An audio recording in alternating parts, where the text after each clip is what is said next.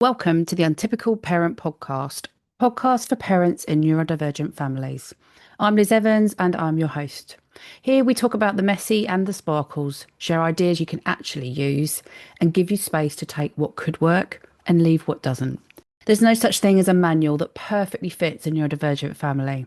So the Untypical Parent podcast is here to make the hard bits lighter and the good bits brighter. Welcome to your backup team. We've been expecting you. I'm delighted today to have Libby Hill join me on the podcast. Libby is a proud mum and grandma. She's a multi-award-winning consultant speech and language therapist, an international best-selling author and expert witness. Libby specialises in autism, PDA and selective mutism. Libby, thank you ever so much for joining us on the podcast today. Welcome to the Untypical Parent podcast. Thank you for having me. So we've learned a little bit about you. We've had a little intro before we've come on, and the question that I start all my podcasts with, Libby, that all my listeners are now very used to, is: Are you the perfect parent? I don't think there is such a thing as a perfect parent, because although I try very hard, I'm still human. Um, Yeah. but my parenting style did irritate people, especially when Ooh. they were younger, because it was years before I had children. I was sent on a course I didn't even want to go on. And I learned all about the work of Alfred Adler and about people's egos and respecting people's egos, and how if you respected people and you respected their egos, you just needed to shift the way that you dealt with people. So you actually treated them as equals. Um, children weren't more well, children were more important really than adults. So why should we talk down to them? Yeah. So I, first of all, I mean, we're talking years ago. We're talking about 1986 or 1987. And, but I loved it and I really embraced it. And I realized that so obviously I was seeing lots of children at work. And if I stopped trying to be the adult and was more their equal, I actually had more fun. Yeah. But I got so much more out of them. Um, and so that's what I did. But obviously, I did it with other professionals too. So I had found that I was going into schools and asking them to do extra work for children. Yeah.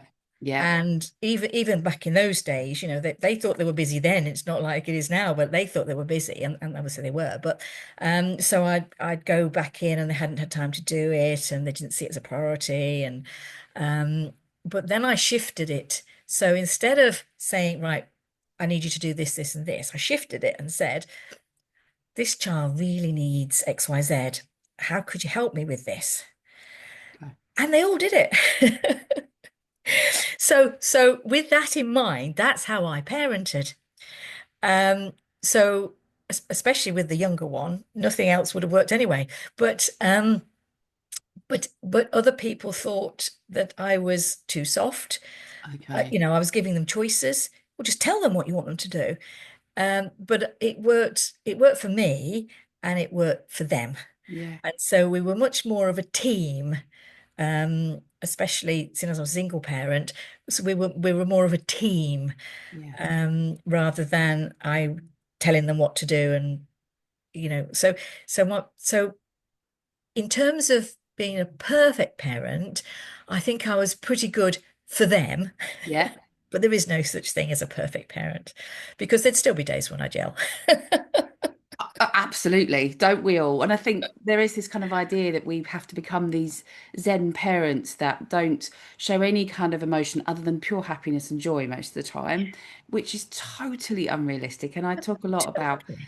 actually that sets a kind of level for our kids, then thinking that's what Yes. and then we just get into that self-perpetuating circle, isn't it? We do the same thing every Yeah. time. And I was kind of really curious, and as you were talking and thinking, you went on this training and heard about this training, and where did the confidence come from, Libby, to do that? Because that would have been quite different to do that, It was prepare very it in different at that the way. time because there was no Yeah. such thing then as like gentle parenting or No. anything like that. I think I liked it because as someone with ADHD, my sense of fairness and justice has always been very well developed. And when I was at school, the thing that I got into trouble for was asking why we had to do something or questioning why we had to do it that way. Yeah. So I think I appreciated that as a child, I didn't like being told what to do. And I much preferred, so I think about the teachers I really liked. They were the teachers who gave me much more freedom and flexibility and asked for my opinion um, of how things should. I mean, some of them obviously couldn't stand me because they just thought I was awful. So I'd be sent out or whatever. And we had corporal punishment then. So I had the slipper, I had the cane. It was terrible. But so I knew as a child that I liked to be treated as an equal, and I knew that's what got the best from me. So I think it was my experience really that sort of thought, yes, I don't have to be the boss. Yeah. I don't have to, be constantly telling them what to do. And as a therapist, actually, I didn't want compliance from them. I wanted to build a relationship with them. Yeah. And because then if I could build a relationship with them, I knew then I could support them Yeah. as they needed to be supported. And But yes, that's it so was different. important, isn't it? It's so important that I think when we're working with our kids and when we're working as therapists, is that we're kind of alongside them. Yeah. There's not this kind of, or that's how I work as well, and I feel really strongly about that, is that I'm not taking these kids anywhere. I'm not taking them and dumping them somewhere and they're saying that's where you should be. No. We've got to get alongside them. And a bit like you, I'm quite similar in my parenting, is that my kids are coming with me. Yes. And like you, again, I'm a solo parent and we work as a team. My kids, there's two things. My kids like, what is it? What's my job? To keep us safe, mum. Yeah. And how do we work? As a team. Yeah. But that's perfect, isn't it? I- And just to go back to, when I said yes, and I did yell occasionally. And to be honest, with the younger one, I still yell occasionally. Very similar, so we And clash. how old are they now? They're 25 and 22. Okay.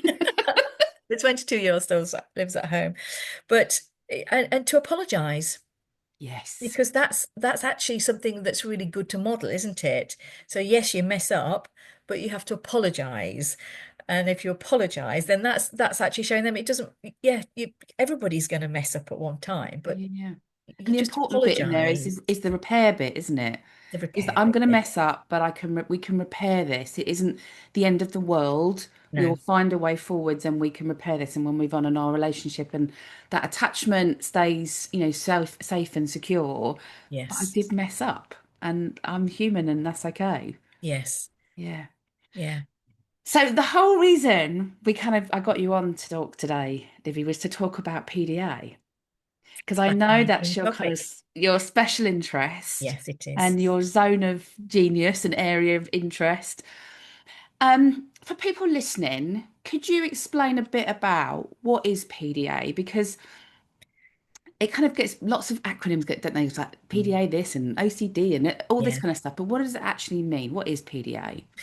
Well, at the moment is considered to be a profile on the autism spectrum. Yeah, Um, I'm really lucky because I have lots and lots of meetings and talk to sort of all the PDA professionals on a very regular basis. So we're having lots of debate about lots of things about PDA at the moment, but currently it's seen as part of the autism spectrum. yeah. Now, it's actually rare. So a lot of people will see demand avoidance and will say, oh, that's definitely PDA.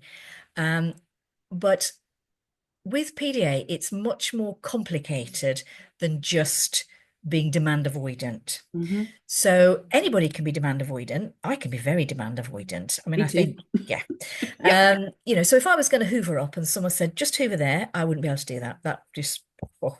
And all people, not just autistic people, can be demand avoidant with things that they find that they're not interested in or they find aversive for sensory reasons. Maybe the linguistic demand is too much or whatever. So they will avoid those demands.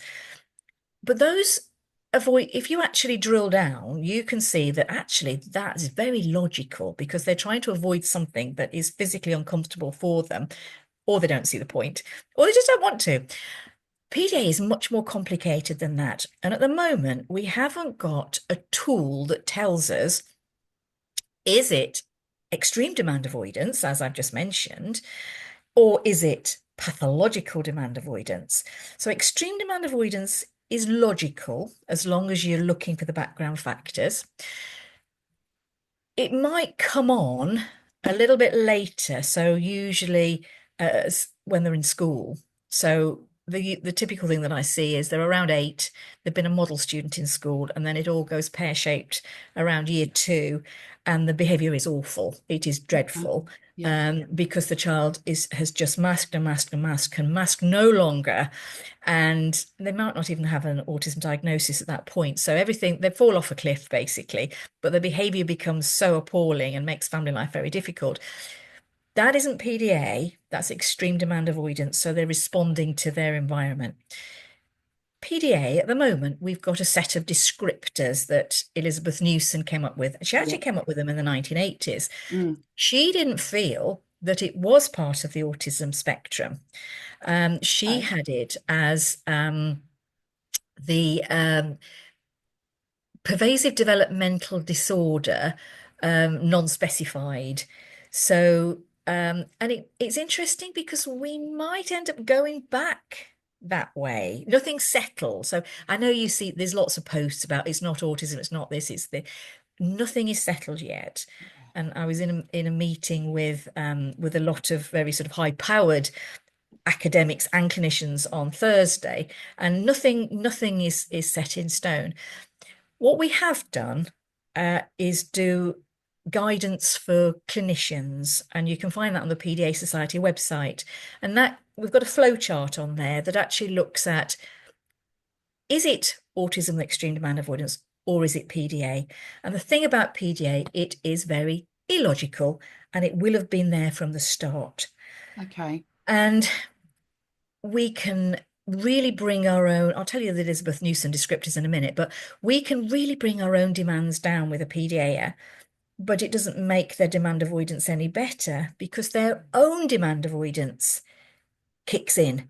Yeah. And that's the most debilitating factor. So most of the PDAs that I work with, actually, they're quite unwell and they fluctuate. But there's a lot of other things that go on with that. And so we get a lot of co-occurring conditions like OCD.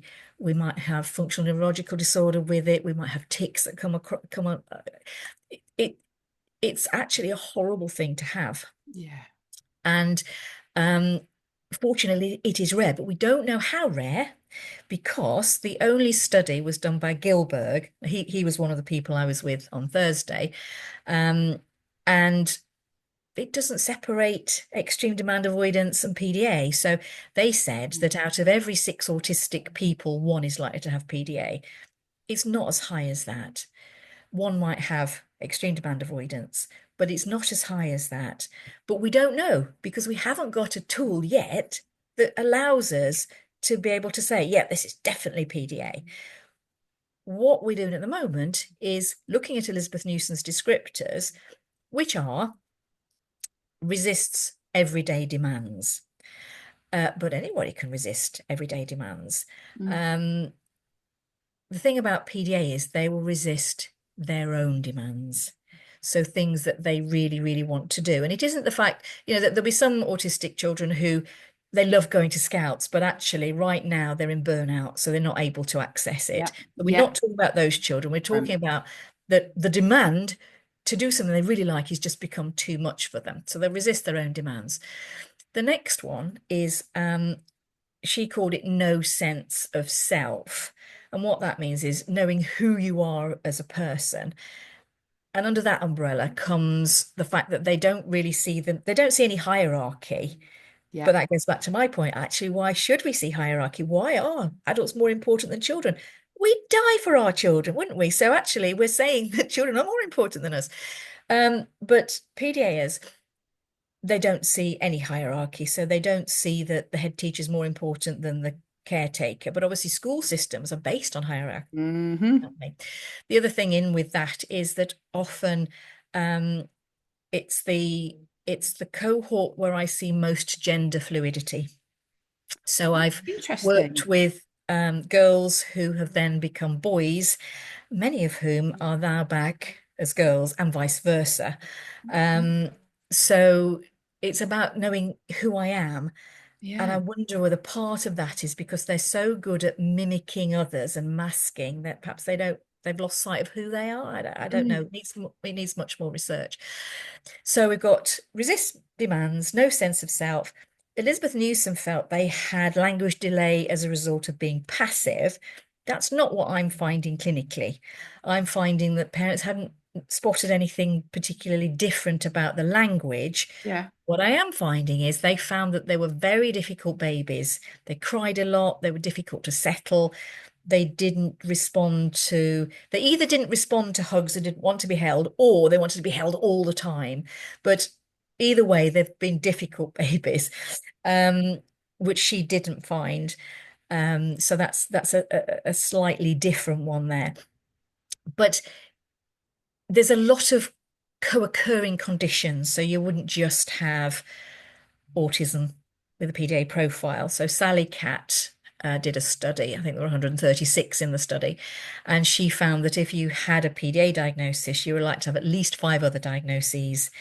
So not just autism, not Okay. just ADHD, but literally OCD, um, the adults with got fibromyalgia, the functional neurological disorder, lots of things. So And Libby, were those diagnoses correct diagnoses, or were they diagnoses that were given because they weren't quite sure what this was about? it's difficult to say Okay. because it was a self-report, but it Yeah. is one of the things that needs further exploring. Yeah. But I think it just goes to show that they are very complicated. And, it's easy to say, oh yeah, my child's demand avoidant, they must have PDA. But I'd rather not be PDA for their sake. I'm hoping it's extreme demand avoidance. And then when their needs are met, the demand avoidance abates. Yeah. Now, the problem is all the research to date has grouped together any form of demand avoidance. So if you look at Liz and Ian's extreme demand avoidance questionnaire, which a lot of clinicians have used, it just shows extreme demand avoidance. I score really high on that. Yeah. um, so and that's the problem to date. Everything has been together. So now that is improving. So I go to the research group meetings, and that is improving now. So there's some PhD work going on now where they're trying to separate that out. So we really will have the right data and we will have a much better understanding. But the research at the moment is around 7 years behind the clinical aspect and the lived experience. Okay. So we know what we know, but as a clinician yourself, you know that for evidence-based practice, we're supposed to have the triangle, and we've only got two sides at the moment. Mm. Um, so it is very difficult. It will get better Mm. because Francesca Happe, for instance, at King's, has got a whole team of PhD researchers who are looking into it and are working on it. So it will get a lot better.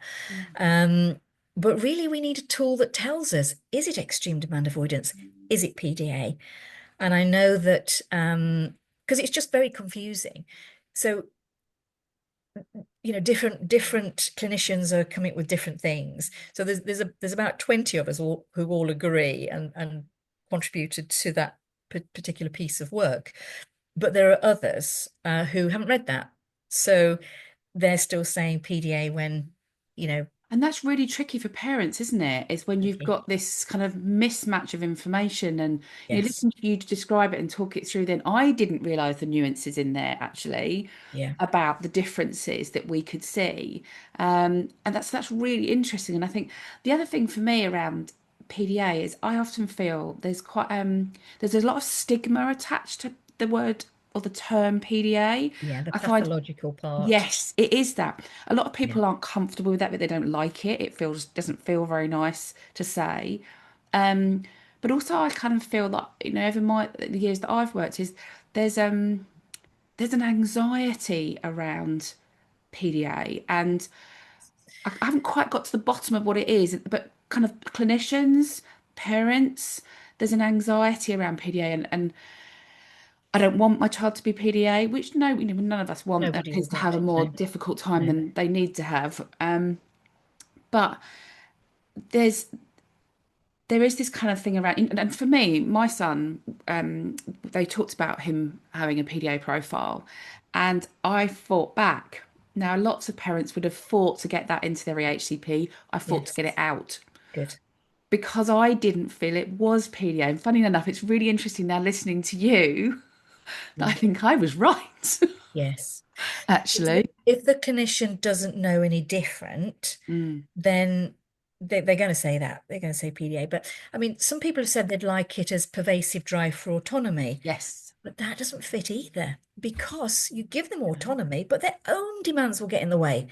So that doesn't really fit. It was a Sally Cat coined that one, although other people have taken it on as their own. But the distinct one, so quite often, obviously, I meet up with people like Gloria Dravilla and Judy Eaton and Phil Christie, and we often have a moan because we've met somebody that week who's got a PDA diagnosis, but we know they're not. And of course, you can't, from your HCPC, we can't criticize another clinician, so you can't say, No. I don't think it is, or you shouldn't. So I'd never do that. But the key thing is this surface sociability, which allows them to, I don't like the word manipulate. I'm not talking about in a malicious way, but that was Elizabeth Newson's term. It allowed them to manipulate. So their level of sociability allows you to manipulate. And it will always be a social way of avoiding. So it could be yelling and shouting. So if you think about it as a nervous system response, and you've got your fight, flight, freeze, your fight and flight really is your PDA or your demand avoidance. So you've got the fight might not necessarily be fisticuffs fighting, but it could be.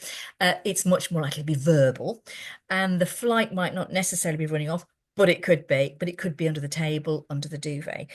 Now with PDA rather than EDA, there seems to be this extra bit. So the neuroception is triggered by the demand, which then increases the anxiety, which then Yeah. triggers the fight and flight response, or the freeze, because a lot of them have selective mutism too.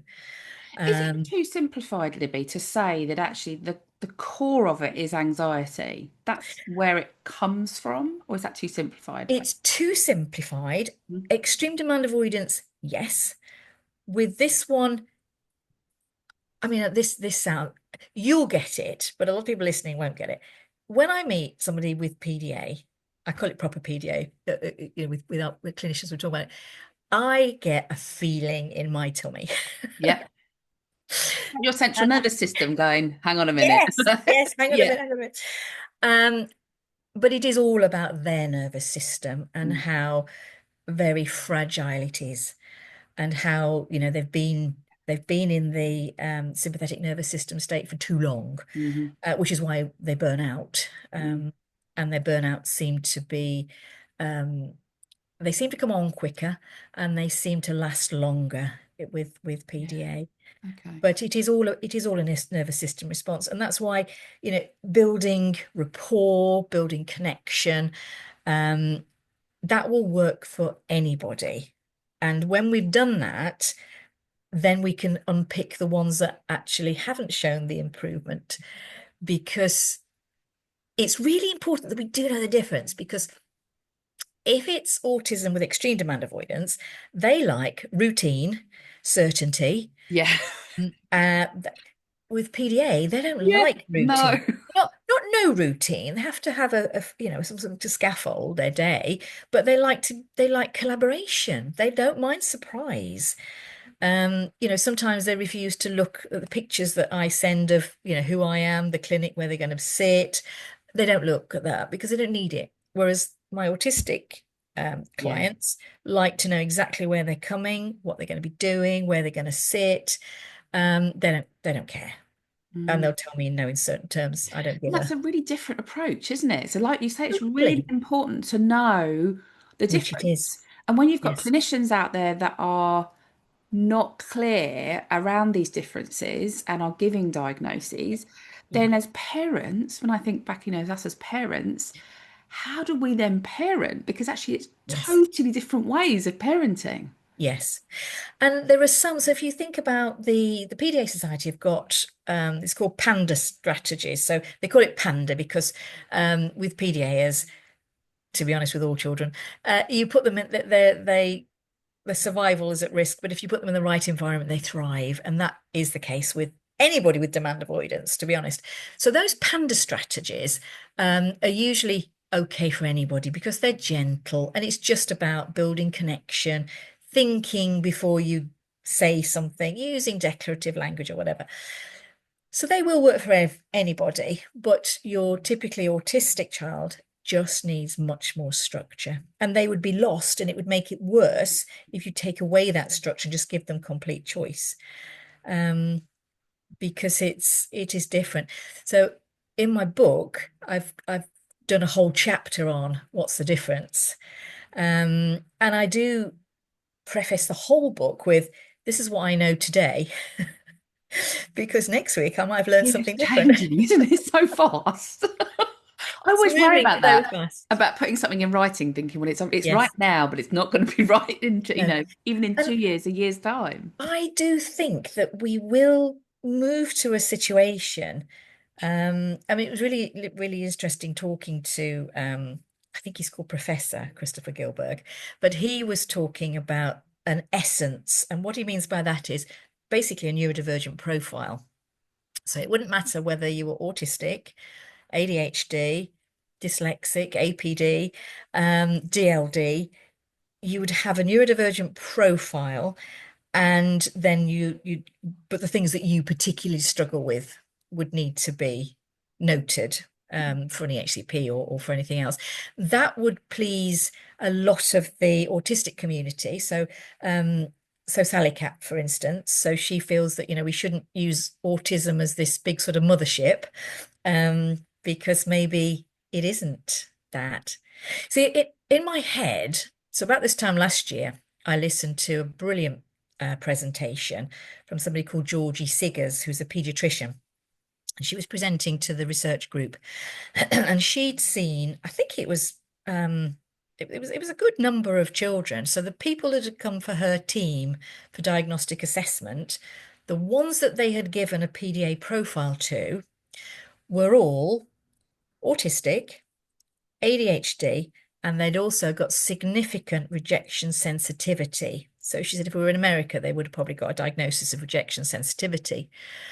Um, we don't sort of use it so much there, but she felt, and her team felt, that it was the intersection of the three. So the cat brain of autism, the dog brain of ADHD in sort of conflict with this rejection sensitivity. So she felt that that was what was creating PDA. And I loved that because that really made sense. Mm, But now if we're looking at it as, is it always autism, or should we now be looking mm, wider? That would then sort of discount that. So we're really in a state of flux. yeah, So, I would have very definitely told you that's what PDA was if we'd been talking 12 months ago, because it seemed to make sense. yeah, yeah, yeah. But until we get a tool, I mean, Judy Eaton is working on one at the moment, until we get a tool that actually definitively defines PDA, we don't know the numbers because we would need to look at them through that lens. And until the research catches up with the clinical knowledge and the lived experience, we're not going to have those answers. Mm, And mm. yet it is a term that people are using all the time. A lot, a lot. And And I think, my experience as well with the local authorities is they won't, a lot of local authorities won't accept it. no, they They won't. don't see it as a diagnosis. I know some parents fight tooth and nail to get it into their kids' EHCPs. Yeah. And that's why I felt so bad about fighting to get it out Yes. because actually I was finding it wasn't whether they were right or not, it wasn't helpful at that No, moment for me, and it wasn't no. helpful for my son. I had schools saying we won't even look at him because No, of the that's the thing. diagnosis in there, and I That's the just thought, thing. you haven't even seen him. No. What I found haven't had it for a couple of months. But what was finding was that if it did mention it in the HCP and we went to tribunal, then the barrister on the opposing side, there was obviously word had gone round. I do know which tribunal it was actually, where it had been so awful. The clinician involved won't do tribunals again. Um, so basically, if you are deemed to believe in PDA, which isn't in the diagnostic manuals, then Mm. we discredit the whole of your report, basically. That's what had happened. And so what Wow. I was finding was, and I did actually talk about it with the PDA Society with Sally Russell and Ed, the new CEO, because it bothered me. Because of my ADHD, I have an answer if somebody that was how I survived school, really. I have an answer if somebody attacks me. I don't get upset about it. And so I was finding that the barrister was trying to say, yes, but PDA doesn't exist. So, so we'd be discrediting. And so I said, well, oh, hang on a minute. I did read everybody's bios here, and there wasn't anybody else in the room here who is able to take part in an autism diagnosis. So unless you're a clinical psychologist and I didn't know about it, then we're not here to talk about diagnosis. We're here to talk about needs. So I don't care what you call it. We're here to talk about his needs, and there is no arguing about that because I've evidenced it. It's all in my report. And so that was okay. And I've had to do that about 4 or 5 times.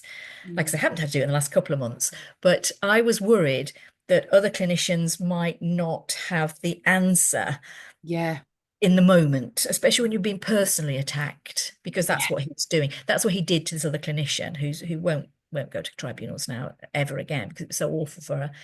Um, and yeah, it Libby, where did your interest in PDA come from? I'm really interested in where that's come from because I can tell it lights you up. It's oh, it something that does. It really fascinates does. you. Well, I love anything complicated and try to work Yeah. things. Well, what happened was, and that's why I've actually written the book, because it's 10 years since Born Naughty aired. So Born Naughty was a Channel 4 program. I remember it. Yeah, well, we actually filmed the year before.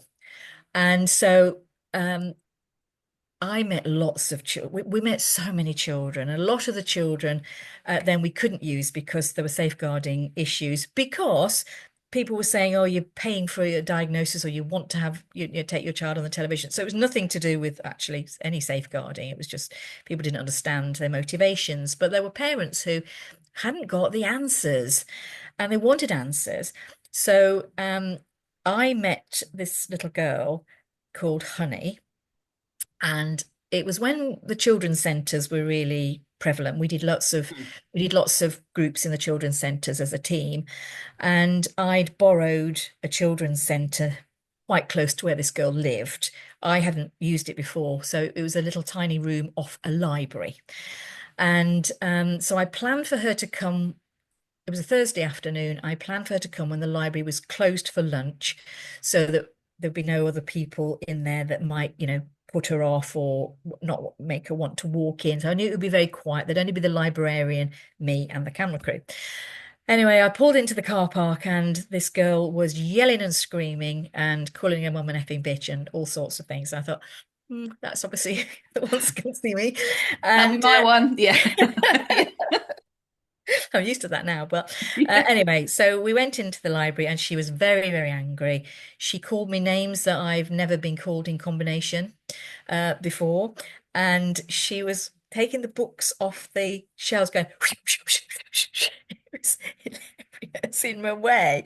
But the librarian's face will stay with me forever because obviously normally it's nice and quiet in there. And she was a very nice lady. And she was like, oh.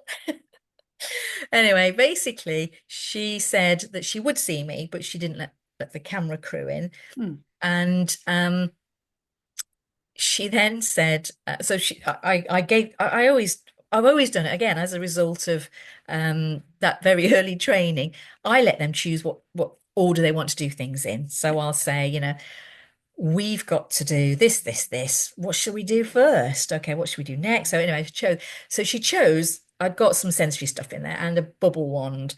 And she said, oh, we'll do the bubble wand, but I want to go outside for that. And I said, yeah, that's fine.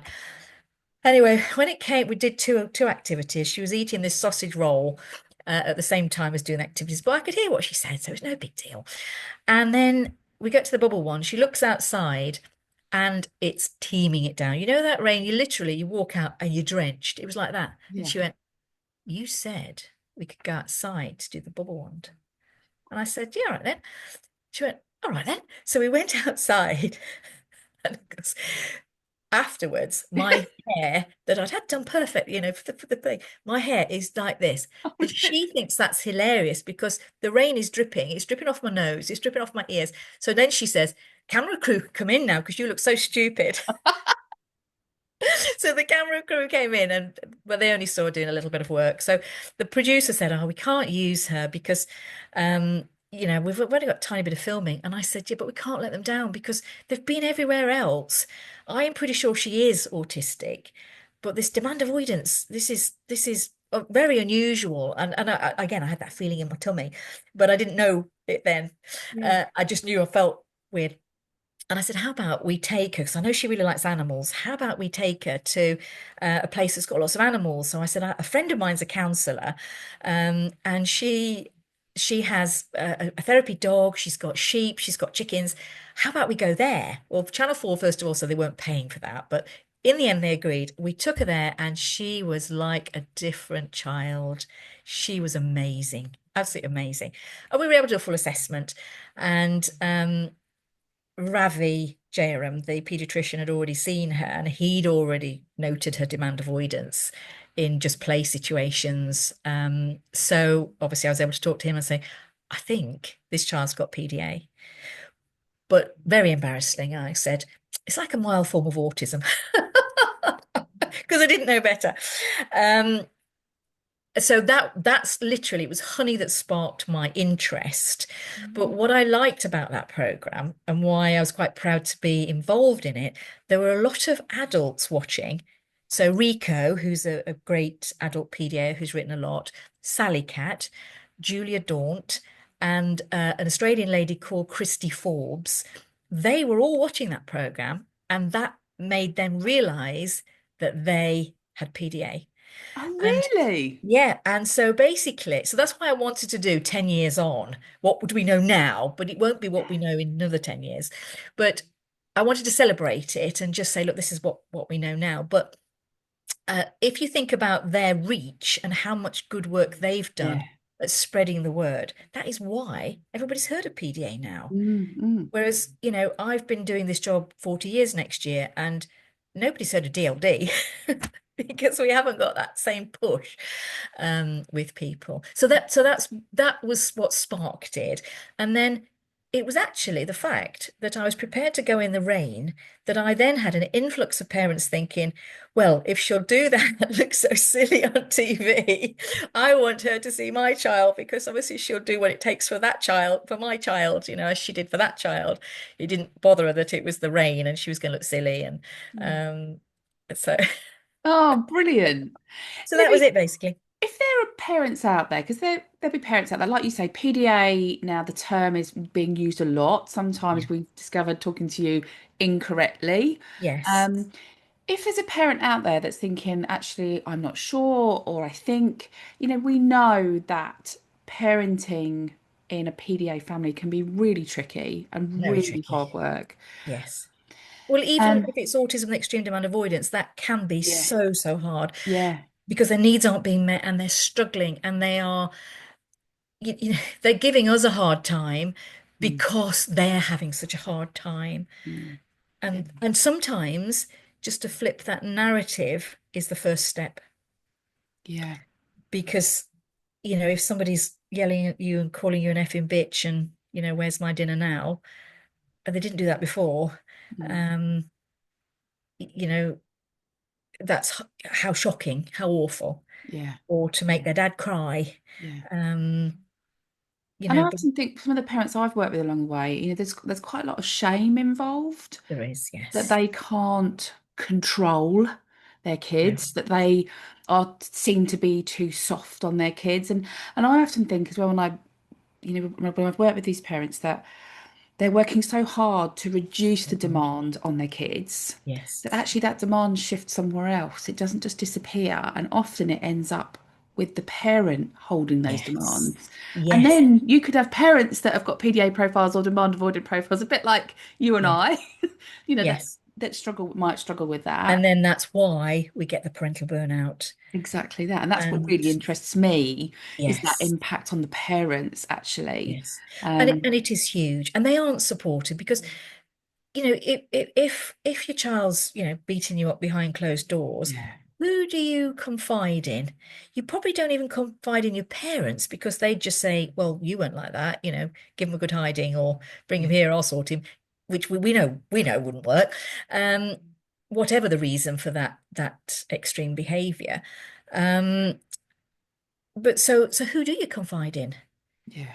And that's the thing, so you're probably not telling friends, you're not telling family, and you're trying to cope with that. I Mm. mean, the PDA Society do a really good helpline.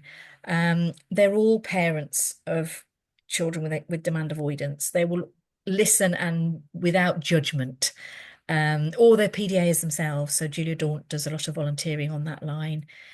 And it's only when it's when you talk to the adult PDAs that things they make sense Yeah. in many ways.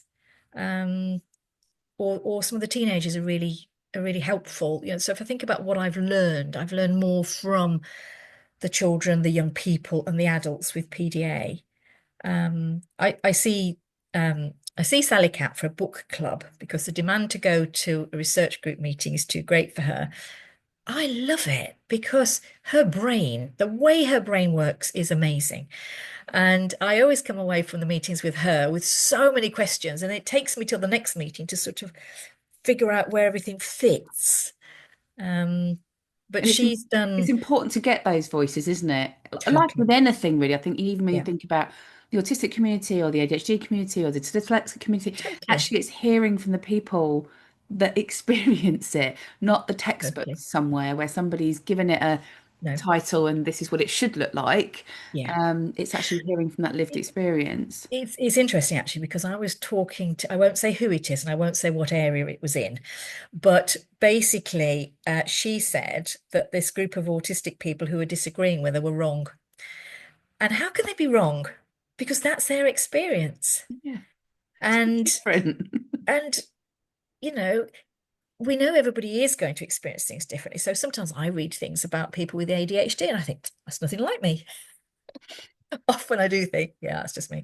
Yeah. But sometimes if it's a professional who's saying no, it's this, that, and the other, and I think, well, how dare they say that? How rude. Um, so yeah, it is difficult. But the guidelines for the clinicians, the anybody who's doing an autism diagnosis who is prepared to put their head above the parapet, because that's basically what they're doing, Hmm. because it isn't in the diagnostic manuals. Hmm. If they're prepared to do that, they do need to read that guidance because, it took us sort of 2 years to look at that and Yeah. to discuss and debate. Um, and then draw that up. And then I think there was 11 of us, and then we had more validate it and look at Where is it. that guidance? Remind me again, It's Libby. it's on the PDA Society Yes, website. yeah. So if you just Okay. Google PDA guidelines for diagnosing clinicians, and it comes up. Yeah. And it's still valid. There's nothing in there at the moment that's changed. There's a lot of debate that's going on, but nothing has actually changed. Yeah. So it's, as I said at the beginning, it's still seen as a profile on the autism spectrum at the moment. Okay. Um, And I know that you have a book coming out. yeah. Tell us a bit about your book because you've kind of referenced it as you've gone along. Well, Um, it's basically it's like uh, what do we know now about PDA 10 years on from yeah. Born Naughty? It is a multifunctional book though, because I I need my team, we're fully booked for therapy, but there's so many children that we see for assessment who need a speech and language therapist, they need an OT, they need a psychologist on the team. So people say, who do you recommend? But I don't know what other people know. Yeah. So Yeah. Yeah. Yeah. my idea was I'll do a book to celebrate the last 10 years about what do we know, and I'll put lots of my thoughts down there, which obviously I think are interesting for anybody. But That's I would, wouldn't I? But what it is, we're doing an accredited course for it could be OTs, it could be speech and language therapists, it could be psychologists. And if they do the accredited course, so my book will be one of the reading materials on there. So will Sally Cat and Brooke Deandra have got a new book coming out that will be really good. Yeah. I've seen snippets of it already. And Steph's Two Girls. So PDA and the Family, that's Yeah. a really good book too. So that they'll have to read that and they'll have a couple of assignments to do, but then they can join an accredited list. So that I then know that I can say, oh, actually, that person in your area, she's done the accredited course. I can recommend her. How amazing. So that's what it's for. But Steph and Sally Cat and Julia Daunt will be part of that training because Brilliant. again, that lived experience. I haven't got, well, I have got some with extreme demand avoidance, but he's he's like juggling jelly. But I we need to have that. I think we should have training that's much more co-produced now. Now we know better, we should be doing better, shouldn't we? Yeah. Yeah, absolutely. So your book will be out September the 7th is the launch. September the So 7th. it might be on Amazon before then, but we'll actually launch it on September the 7th. Brilliant. So What I'll do, Libby, is make sure that all your contact details and where you can find Libby, we'll put those in the show notes so you can find them. great. I'll also put the PDA Society in there and Lovely. some of the people that you've mentioned, like Sally Cat. 'Cause I know for me, Sally Cat was one that I looked at a lot as one as a clinician, but also as a parent when I was thinking about my son and when this diagnosis was made for him, and I fought to have it actually taken off both at CAMS and as the HCP. And I'll put all those links there because they're really Brilliant. important. And I think They also are. that helpline is really important. So for It can parents be out there, invaluable for yeah, people who absolutely. So if you're because struggling and having a hard oh, time, there's you've a got to helpline talk out to there. somebody. Yeah, And when you talk to other people who've experienced it, it almost makes it better yeah, because it's not just you. yeah, And you were saying, you're beginning, are you a perfect parent? Nobody's a perfect parent, but having such challenging behavior in a child would would just make you question everything about being a parent. And absolutely. that's not a nice place, is it? No, absolutely not. And like we just touched on about around the kind of parental burnout, which is my kind of Yes. I guess I like to talk about that kind of side of things, is making sure you've got those support systems in place Yeah. to protect you. Because as you say, we only know what we know, and when we know better, we do better. Yeah. And it sounds like even from the professional side of things, the nuances there between the different approaches and all that, and the diagnostic and being able to give it a label, if that's Yeah. what you want to call it. Um, Even that's tricky. So that's not sorted at that level, as parents, where do you go Yeah. with that? That's really hard. So Exactly. I'll put that helpline in the show notes so people can reach out if they need to. But thank you ever so much for coming on, Libby. A My pleasure. pleasure to talk to you as always. Really enjoyed that. It was really interesting. Thank you. I've learned loads today as well. So thank you. My Um, pleasure. and yeah, thank you ever so much for coming on.